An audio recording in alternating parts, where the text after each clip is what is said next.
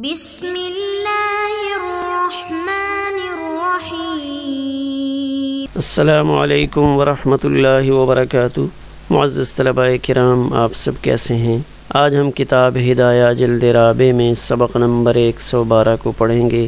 ہمارے آج کے سبق کا عنوان ہے تقسیم کے بعد شرکاء کے حصوں میں اگر کوئی حقدار نکل آئے۔ آئیے پہلے اپنے آج کے سبق کی عبارت کو پڑھتے ہیں۔ بسم اللہ الرحمن الرحیم۔ قال وَإِذَا اسْتُحِقَّ بَعْضَ نَصِيبِ أَحَدِهِمَا بِعَيْنِهِ لَمْ تُفْسَخِ الْقِسْمَةُ عِنْدَ أَبِي حَنِيفَةَ رَحِمَهُ اللَّهُ وَرَجَعَ بِحِصَّةِ ذَلِكَ فِي نَصِيبِ صَاحِبِهِ وَقَالَ أَبُو يُوسُفَ رَحِمَهُ اللَّهُ تُفْسَخُ الْقِسْمَةُ۔ قال رضي الله عنه ذكر الاختلاف في استحقاق بعض بعينه وهكذا ذكر في الأسرار، والصحيح أن الاختلاف في استحقاق بعض شائع من نصيب أحدهما، فأما في استحقاق بعض معين لا تفسخ القسمة بالإجماع، ولو استحق بعض شائع في الكل تفسخ بالاتفاق، فهذه ثلاثة أوجه، ولم يذكر قول محمد رحمه الله، وذكره أبو سليمان مع أبي يوسف رحمه الله، وأبو حفص مع أبي حنيفة رحمه الله، وهو الأصح۔ آئیے اب ہم اپنے سبق کی عبارت کا ترجمہ کرتے ہیں۔ قال امام قدوری رحمہ اللہ فرماتے ہیں کہ جب شریکین میں سے کسی ایک کے معین حصے کا کچھ حصہ ایسا نکل آئے جس میں کوئی اپنے حق کا دعویٰ کرے، تو امام ابو حنیفہ رحمہ اللہ کے نزدیک تقسیم فسخ نہیں کی جائے گی، اور وہ شریک اس مقدار کو اپنے شریک کے حصے سے واپس لے لے گا۔ اور امام ابو یوسف رحمہ اللہ فرماتے ہیں کہ تقسیم فسخ کر دی جائے گی۔ قال رضی اللہ عنہ صاحب ہدایہ فرماتے ہیں کہ امام قدوری رحمہ اللہ نے بعض معین کے استحقاق میں اختلاف کو ذکر کیا ہے، اور اسی طرح کتاب الاسرار میں بھی یہی بات ذکر کی گئی ہے، لیکن صحیح یہ ہے کہ شریکین میں سے کسی ایک کے حصے کے بعض پھیلے ہوئے حصے میں حق کے نکلنے میں اختلاف ہے۔ فاما فی استحقاق بعض معین، بہرحال بعض معین کے استحقاق کی صورت میں بالاتفاق تقسیم کو فسخ نہیں کیا جائے گا۔ وَلَوِ اسْتُحِقَّ بَعْضٌ شَائِعٌ فِي الْكُلِّ، اور اگر کل میں کچھ حصہ جو پھیلا ہوا ہے اس میں کسی کا حق نکلا ہے تو تفسخ بالاتفاق، تو پھر بالاتفاق تقسیم فسخ کر دی جائے گی۔ تو یہ کل 3 صورتیں ہیں۔ امام قدوری رحمہ اللہ نے امام محمد رحمہ اللہ کے قول کو ذکر نہیں فرمایا، ابو سلیمان نے ان کا قول امام ابو یوسف رحمہ اللہ کے ساتھ ذکر کیا ہے، اور ابو حفص نے ان کا قول امام ابو حنیفہ رحمہ اللہ کے ساتھ ذکر کیا ہے، اور یہ ابو حفص والا قول ہی زیادہ صحیح ہے۔ آئیے اب ہم اپنے سبق کی تشریح کو دیکھتے ہیں۔ یہاں اس فصل میں کسی کا حق نکل آئے تو اس حق کی ادائیگی کیسے ہوگی؟ تو بظاہر یہاں ایسا معلوم ہو رہا ہے کہ شرکاء نے تقسیم کروا لیا تھا، اور تقسیم کروانے کے بعد جب ان کا حصہ الگ الگ ہو گیا تو اب کوئی تیسرا شخص آتا ہے، اور وہ تیسرا شخص آ کر اپنے حق کا دعویٰ کرتا ہے کہ میرا بھی اس مکان میں حصہ تھا۔ تب اس کا مکان میں حصہ ہو اور وہ اپنی بات کو دعوے سے ثابت کرے تو اس کی 3 صورتیں ہو سکتی ہیں۔ آئیے پہلے نقشے میں ہم ان 3 صورتوں کو دیکھ لیتے ہیں۔ پہلی صورت اس طرح بن سکتی ہے کہ یہ ایک مکان تھا جو 12 مرلے پر محیط تھا، اس کے 2 حصے کیے گئے، 6 مرلے اس طرف والے حماد کے حصے میں آئے اور اس طرف والے 6 مرلے احمد کے حصے میں آئے۔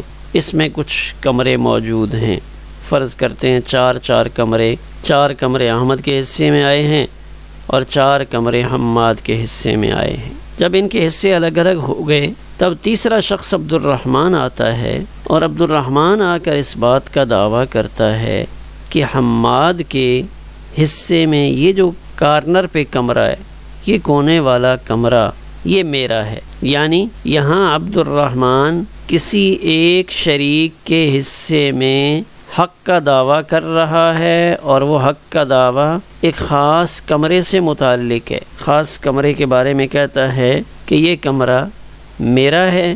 تو یہ پہلی صورت ہے۔ اس صورت میں بالاتفاق تقسیم کو ختم نہیں کیا جائے گا، تقسیم نہیں ٹوٹے گی۔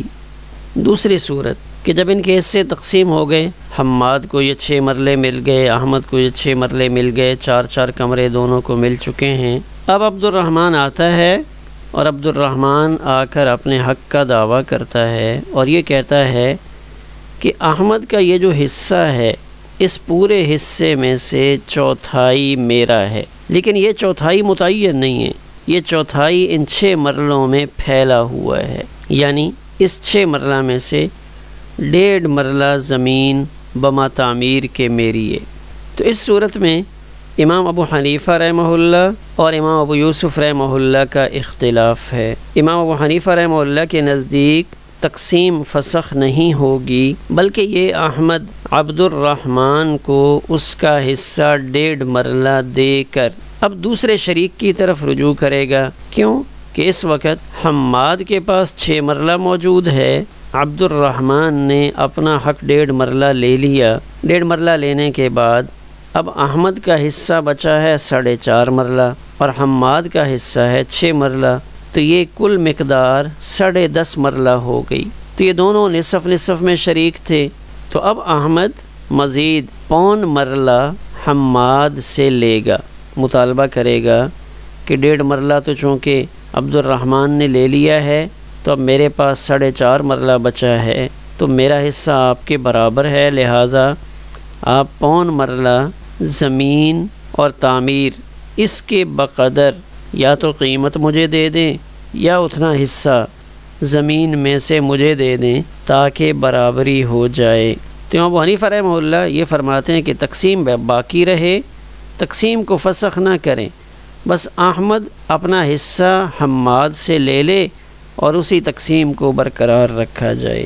امام ابو یوسف رحمہ اللہ اس صورت میں فرماتے ہیں کہ تقسیم کو فسخ کر دیا جائے گا، اب تقسیم کو باقی نہیں رکھیں گے۔ تیسری صورت کہ جب یہ مکان احمد اور حماد کے درمیان تقسیم ہو گیا، دونوں کو 6 مرلہ مل گئے، اب عبد الرحمن آتا ہے، اور عبد الرحمن آ کر دعویٰ کرتا ہے، کاغذات پیش کرتا ہے کہ اس 12 مرلے کے پلاٹ میں 1/3 میرا ہے، یعنی 4 مرلے اس سارے میں میرے ہیں۔ پہلی دونوں صورتوں کے ساتھ اس صورت کا مقابلہ نہیں ہے، اس لیے کہ پہلی صورت میں اس کا حصہ صرف اس ایک کمرے میں تھا، دوسری صورت میں احمد والے حصے میں تھا، یعنی کسی ایک شریک کے حصے میں تھا، لیکن وہ تھا 1/4 کا۔ اور اب یہ تیسری صورت ہے کہ ان دونوں کے حصے میں، یعنی اس پورے مکان میں 1/3 میرا ہے، تو یہاں بالاتفاق سب کے نزدیک تقسیم کو فسخ کر دیا جائے گا۔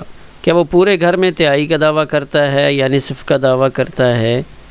تو اس صورت میں تقسیم بہرحال سب کے نزدیک فسخ کرنی پڑے گی۔ آئیے اب ہم اپنے سبق کی عبارت کو دیکھ کر تشریح کو سمجھنے کی کوشش کرتے ہیں۔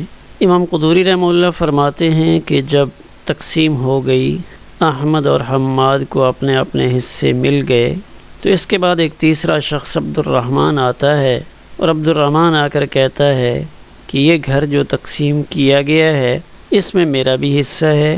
تو پہلی صورت یہ ہے کہ جب عبد الرحمن سے پوچھا جاتا ہے کہ آپ بتائیں آپ کا حصہ کہاں پہ ہے، تو اس صورت میں وہ حماد کے حصے میں ایک متعین مقام اس کی طرف اشارہ کرتا ہے کہ میرا حصہ یہاں پر ہے۔ وَإِذَا اسْتُحِقَّ بَعْضُ نَصِيبِ أَحَدِهِمَا بِعَيْنِهِ، اب وہ تعیین کرتا ہے، تو اس تعیین کی صورت میں امام ابو حنیفہ رحمہ اللہ یہ فرماتے ہیں کہ اب تقسیم کو فسخ کرنے کی ضرورت نہیں ہے۔ کیوں نہیں ہے؟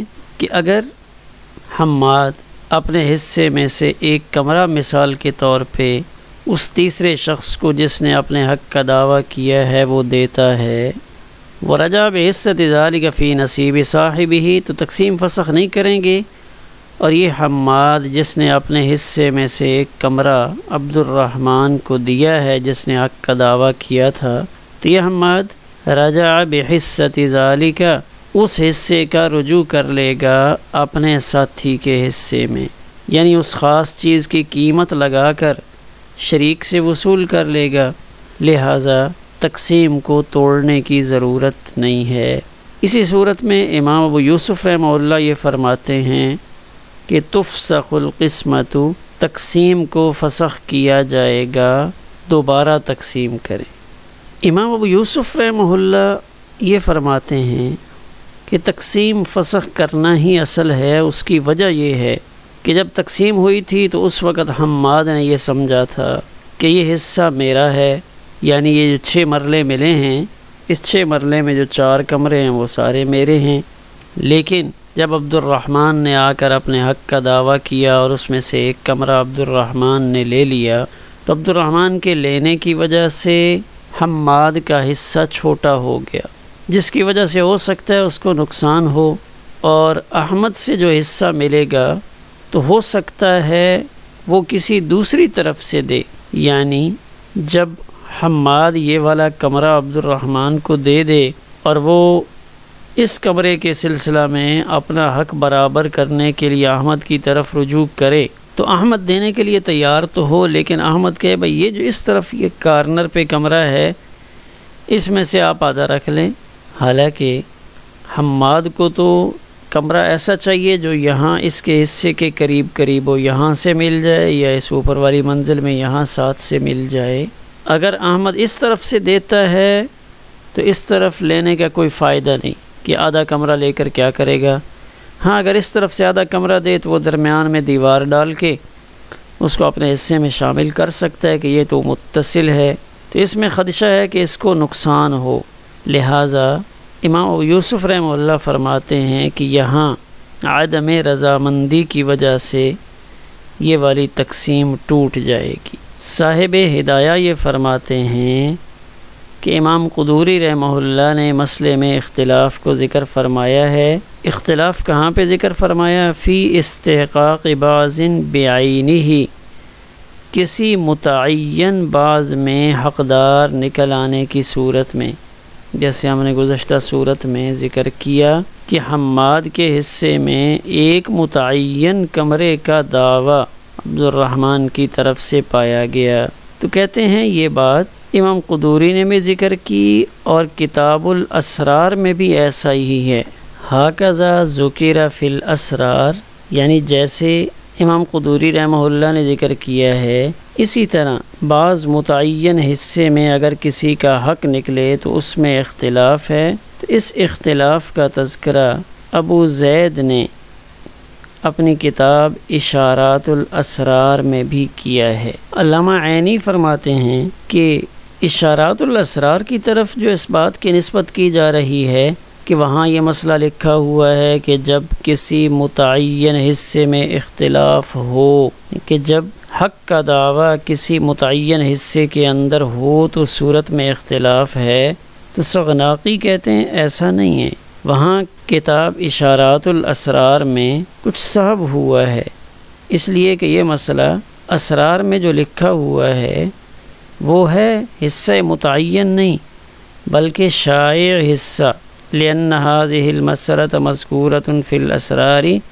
في الشائع وصفا وتعليلا من الجانبين وتكرارا بلفظ الشائع غير مرة۔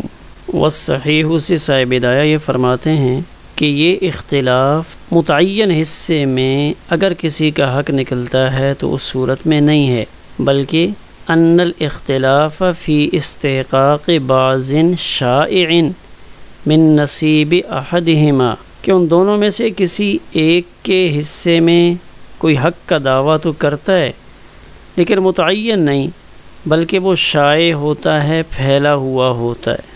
مثلا عبد الرحمن یہ کہتا ہے کہ یہ جو حصہ حماد کو ملا ہے اس میں سے ایک مرلہ میرا ہے، ہے کہاں پہ؟ کہتا ہے اس ساری زمین کے اندر ہے۔ تو یہ اختلاف شیخین کا جو پایا جا رہا ہے، تو یہ اختلاف اس صورت میں ہے کہ جب کسی ایک کے حصے میں تو حق ہے، لیکن وہ ایک کے حصے میں جو ہے وہ متعین نہیں ہے، بغیر تعین کے ہے۔ ثلث کا دعویٰ کرتا ہے، نصف کا دعویٰ کرتا ہے، سدس کا دعویٰ کرتا ہے، لیکن وہ تعین کے بغیر کرتا ہے۔ فَأَمَّا فِي اسْتِحْقَاقِ بَعْضٍ مُعَيَّنٍ، بہرحال اگر کسی متعین حصے میں حق کا دعویٰ کرے تو لا تفسخ القسمۃ بالاجماع، تو بالاجماع تقسیم کو فسخ نہیں کریں گے۔ اور تیسری صورت وَلَوِ اسْتُحِقَّ بَعْضٌ شَائِعٌ، اگر حقدار نکلتا ہے، حق کا دعویٰ کرتا ہے عبد الرحمن، بعض میں جو شائع ہے فی الکل، اس پورے مکان میں، فی الکل سے مراد احمد کے حصے میں بھی اور حماد کے حصے میں بھی، وہ یہ کہتا ہے کہ اس سارے مکان میں سے ثلث میرا ہے، یعنی اگر یہ مکان 12 مرلے کا ہے تو اس 12 مرلے میں سے 4 مرلے میرے ہیں بما تعمیر کے، جو یہاں پھیلا ہوا ہے، کسی ایک طرف سے نہیں بلکہ مطلقاً وہ دعویٰ کرتا ہے۔ تو یہ وہ صورت ہے تفسخ بالاتفاق، جس میں بالاتفاق تقسیم کو فسخ کر دیا جائے گا۔ فہذہ ثلاثۃ اوجہ، یہ 3 صورتیں بنتی ہیں۔ اب امام محمد رحمہ اللہ کی رائے گرامی کیا تھی؟ تو صاحب ہدایہ فرماتے ہیں وَلَمْ يَذْكُرْ قَوْلَ مُحَمَّدٍ، کہ امام قدوری رحمہ اللہ نے امام محمد کے قول کو ذکر نہیں کیا کہ ان کی اس مسئلہ میں کیا رائے ہے۔ وَذَكَرَهُ ابو سلیمان، امام محمد رحمہ اللہ کے قول کا تذکرہ ابو سلیمان نے ذکر کیا ہے، اور انہوں نے یہ رائے دی کہ اس مسئلہ میں امام محمد کی رائے امام ابو یوسف رحمہ اللہ کے ساتھ ہے، جبکہ ابو حفص وہ یہ کہتے ہیں کہ امام محمد کی رائے مع ابی حنیفہ رحمہ اللہ، کہ امام محمد کی رائے وہی ہے جو امام ابو حنیفہ رحمہ اللہ کی رائے ہے، وَهُوَ الْأَصَحُّ، اور یہی قول بظاہر صحیح معلوم ہوتا ہے۔ آئیے آخر میں اپنے آج کے سبق کے خلاصے پر ایک نظر ڈالتے ہیں۔ ایک خاص کمرے میں حق نکلے تو امام ابو حنیفہ رحمہ اللہ کے ہاں تقسیم کو توڑا نہیں جائے گا، امام ابو یوسف رحمہ اللہ کے ہاں تقسیم ٹوٹ جائے گی۔ اب یہاں جو 3 صورتیں ہیں، ان 3 صورتوں کا مختصر خلاصہ اس کو دیکھیں۔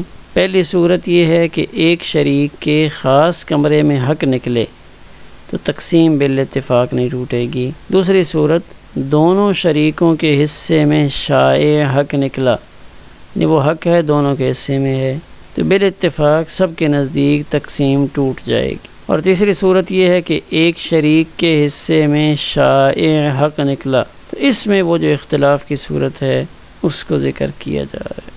ہمارا آج کا سبق اسی پر مکمل ہوا۔